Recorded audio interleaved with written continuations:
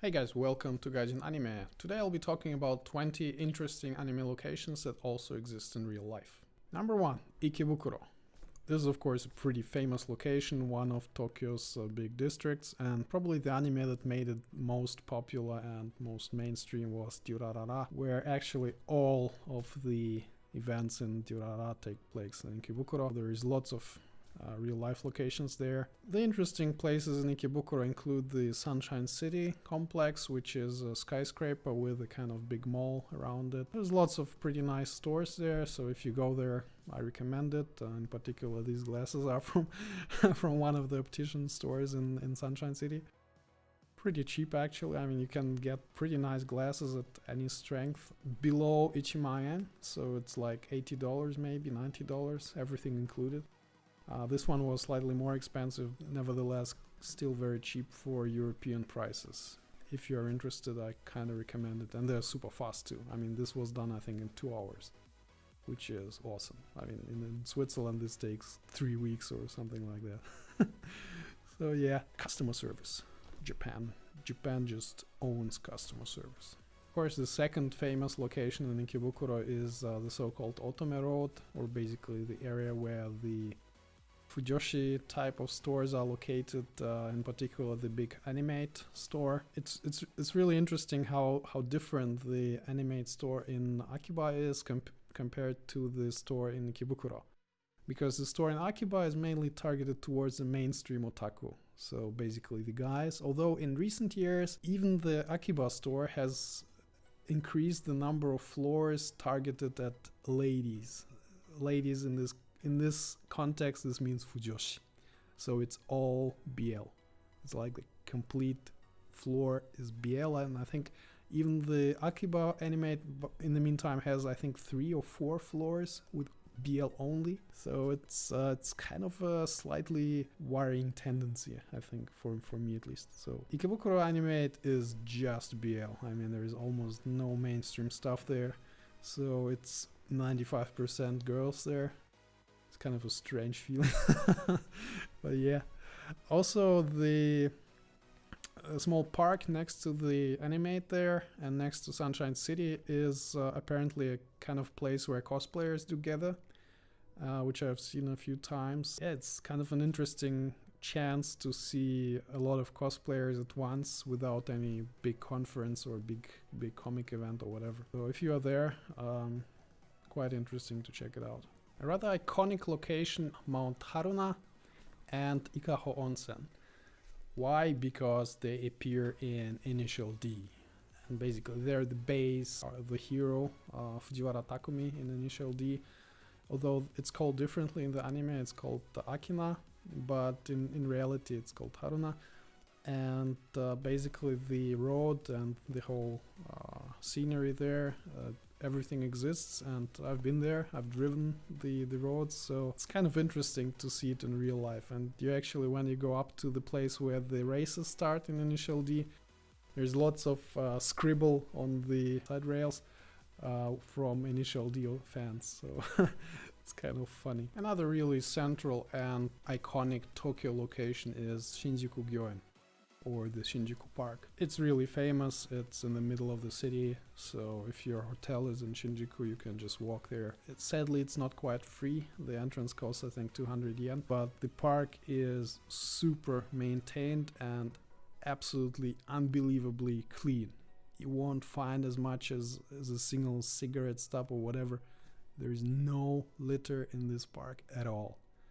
It's kind of shocking if you're used to European levels of, people just throw away stuff all over the place. Of course, it appears, for example, in Kotonoha no Niwa, which is an absolutely awesome film by Shinkai Makoto, which I highly recommend, and also various other anime. So this is pretty much a must-see location.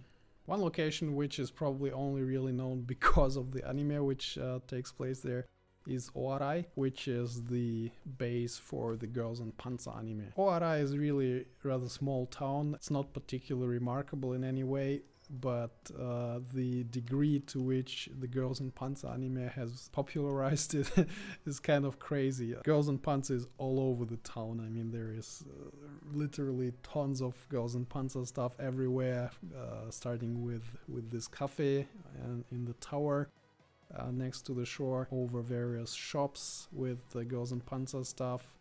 There is even Itasha with Girls and Panzer on it. It's just Girls and Panzer all over the place. And people actually, they kind of specifically go there to see Girls and Panzer. The local shrine, for example, it has a ton of, you know, the wooden wishboards with kind of Girls and Panzer art on them. So it's really kind of amusing.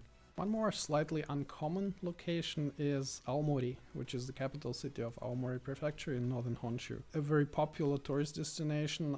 It appears almost one-to-one in Flying Witch, and a lot of scenes in Flying Witch are basically real-life locations from Aomori. The general Tohoku scenery is kind of interesting as well, so if you're interested in the slightly less mainstream locations, this is probably one of the ones to go to. One more of the more or less must-go locations near Tokyo is Kamakura, which appears in quite a few different anime, but probably one of the most recent and most obvious ones is Kamakura Koko Joshi Jitenshabu, basically Kamakura Girls High School Bicycle Club, which takes place in Kamakura, and they kind of go all over the place in Kamakura there on bikes. And it's actually really well suited for bicycling because the town is relatively flat and there is no real public transport other than bicycles, because and taxis are also good. You can rent bikes pretty cheaply there, and it's quite nice to basically just go between the shrines and check out the locations on bike. And another location which is quite close to Kamakura and also appears in the Jitenshabu anime, but also in Tsuritama, is Enoshima, which is kind of an island. Basically, the shrine there, Enoshima Jinja, is kind of well known for kind of marriage wishes, stuff like that. Not that I'd be interested in it. But yeah, it's pretty close to Kamakura, so if you are there, you can go to Enoshima as well.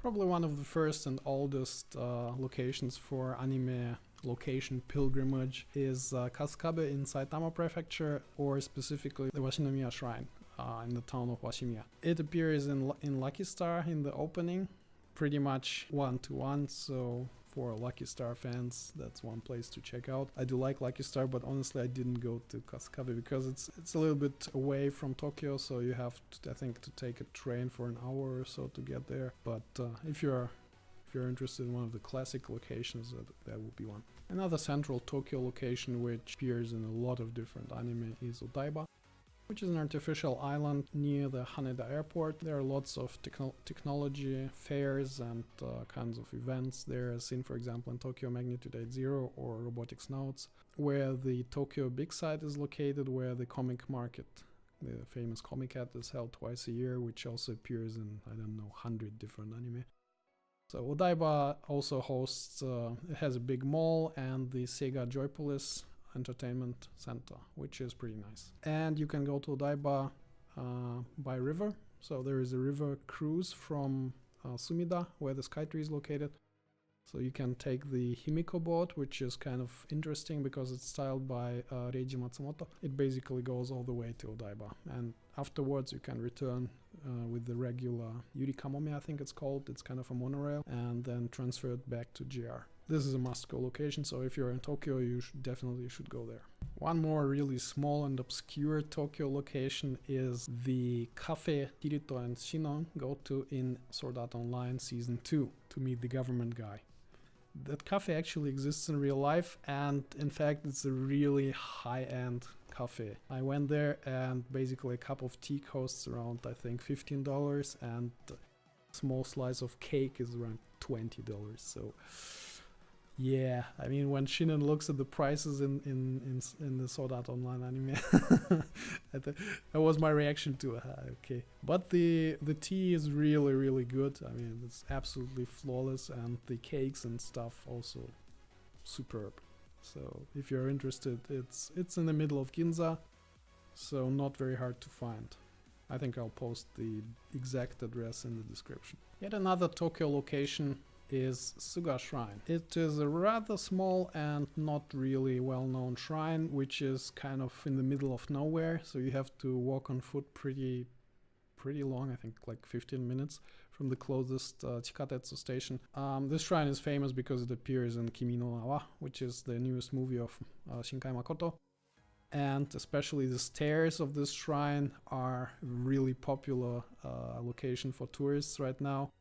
I was there a few months ago, and basically I had to wait like 10 minutes because there was a line of folks who wanted to make photographs on the stairs.